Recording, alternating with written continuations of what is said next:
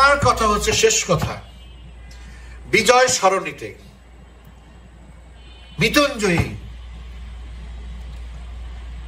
7টা ভাস্কর্য মুক্তিযুদ্ধ ভাষার আন্দোলন থেকে মুক্তিযুদ্ধের প্রতি স্মৃতি বিজড়িত যে ভাস্কর্যগুলো, যে মুরালগুলো, এগুলো যে উত্তর সিটি কর্পোরেশন বুলডোজার দিয়ে 3 দিন পর্যন্ত ভেঙেছে, এটা কি উপদেষ্টার অনুমতি ছাড়া করার সাহস তো তার নাই? এইরকম একটা রাষ্ট্রীয় জাতীয় ইস্যুতে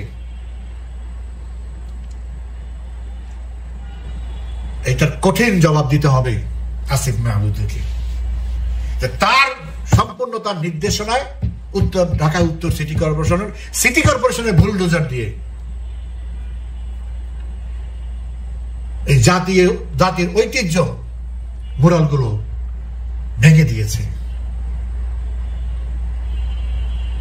এমনকি খুব আশ্চর্য। এবং আমি সেনাপ্রধানের কাছে আমার প্রশ্ন, আপনি একাধিকবার বলেছেন স্বাধীনতা, সার্বভৌমত্ব, মুক্তিযুদ্ধ নিয়ে কোনো আপোষ নাই।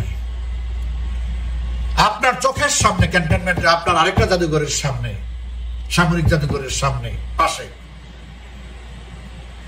আপনার চোখের সামনে দিনের পর দিন মুক্তিযুদ্ধের স্মৃতি বিজড়িত মুরালগুলোকে ভেঙে ফেলা হলো। এই সাহস কিভাবে পেল? আপনি কেন সেটা কৈফিয়ত চাইলেন না?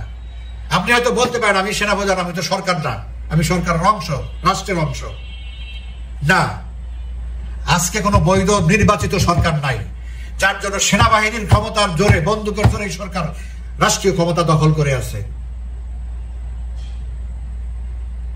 সেনাবাহিনী যদি বলে আমি এই সরকারকে আর সহযোগিতা করবো না, আমার এটা কাজ না, because this is not a constitutional and elected government, so I am not part of this government, 1 ঘন্টার মধ্যে সরকার থাকবে না। সামরিক বাহিনীর সমর্থনে এই সরকার টিকে আছে। একটা অবৈধ সরকারকে সামরিক বাহিনী টিকিয়ে রেখেছে এবং চোখের সামনে বারবার বলার পরও যে সামরিক বাহিনী শপথ নেয় দেশের স্বাধীনতা, সার্বভৌমত্ব রক্ষার জন্য, সেখানে কিভাবে স্বাধীনতা, মুক্তিযুদ্ধের, ভাষা আন্দোলনের স্মৃতি বিজড়িত মুরালকে তার চোখের সামনে ভেঙে দেয়, কোনো প্রশ্ন তোলে না, সেটার কোনো কৈফিয়ত নেয় না, সেটাকে বন্ধ করে না। এটার জবাব সেনাপ্রধান আপনাকে দিতে হবে, এখন দিতে হবে, অথবা আপনি যতদিনই বেঁচে থাকেন আপনাকে দিতেই হবে।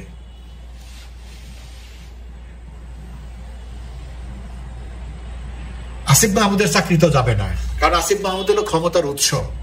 ওই যে ইউনূস মিয়া যাদের চাকরি করে, যাদের নিয়োগকর্তা, আসিফ মাহমুদরা হলো নিয়োগকর্তা। 2টা ছেলে, একটা ছেলে আভ্যন্তরীণ সমস্ত কিছু ধ্বংস করে দিচ্ছে, আর একটা ছেলে রাজনৈতিকভাবে আমাদের কৃষ্টি, আমাদের ঐতিহ্য, আমাদের স্বাধীনতা, সার্বভৌমত্বের প্রতি হুমকি হয়ে দাঁড়িয়েছে, সেগুলো মাহফুজ। এই 2টা জঙ্গি, এরাই হলো যে মেটিকুলাস ডিজাইনার বলছে না, এরা হলো কি বলে মাস্টার মাইন্ড, এরা হলো বান্স অফ মাস্টার মাইন্ড, অনেকগুলো মাথা মিলিয়ে, তার মধ্যে আসিফ মাহমুদ, মাহফুজ, এরা সব ওই। এই ছেলে যে বলেছিল যে 5 তারিখে শেখ হাসিনার পতন হবে, আমরা জানতাম না। যদি পতন না হতো, সশস্ত্র সংগ্রামের প্রস্তুতি আমাদের ছিল। অস্ত্র না থাকলে, অস্ত্রের উৎস না থাকলে কিভাবে সে সশস্ত্র প্রতিরোধের বা সশস্ত্র সংগ্রামের হুঙ্কার দেয়? এর কিছুই হবে না। যখন হবে, ইনুস সহ পুরা গোষ্ঠী শুদ্ধ একসাথেই হবে। আজকে আমেরিকার পররাষ্ট্রমন্ত্রী ডক্টর ইউনূসকে ফোন দিয়েছে, কোন প্রেম আলাপ করার জন্য ফোন দেয়নি। তাকে বলা হয়েছে, এটা আমি অ্যাজুম করি, আপনি তো যেই কাজ দিয়েছে সেই কাজ কোনোটাই করতে পারেন নাই, আপনি অনতি বিলম্বে ইনক্লুসিভ নির্বাচন দিতে হবে, এবং কেউ যদি আপনাকে কেয়ারটেকার গভর্নমেন্ট হিসেবে না মানে আমাদের কিছু বলার নাই। There must be an inclusive and free and fair election. এই বার্তাটা তাকে পৌঁছে দেওয়া হয়েছে। এইটারই গ্লিমস আপনারা কিছুদিনের মধ্যেই পাবেন। ইউনূসের আয়ু শেষ। আসিফ মাহমুদ, এই সমস্ত ছোকরা ফোকরা, এরা যেসব কেলেঙ্কারি করেছে, এগুলি বিশ্বের কাছে আমাদেরকে আর কত ছোট করবে? আমাদের তো ছোটর আর জায়গা নাই। এখন আমাদের থেকে লজ্জায় ঘৃণায় তারা আমাদের এখন অন্যদিকে তাদের দিক থেকে তাকিয়ে, বিশ্বের দিক থেকে তাকিয়ে থাকতে এরা যা শুরু করেছে।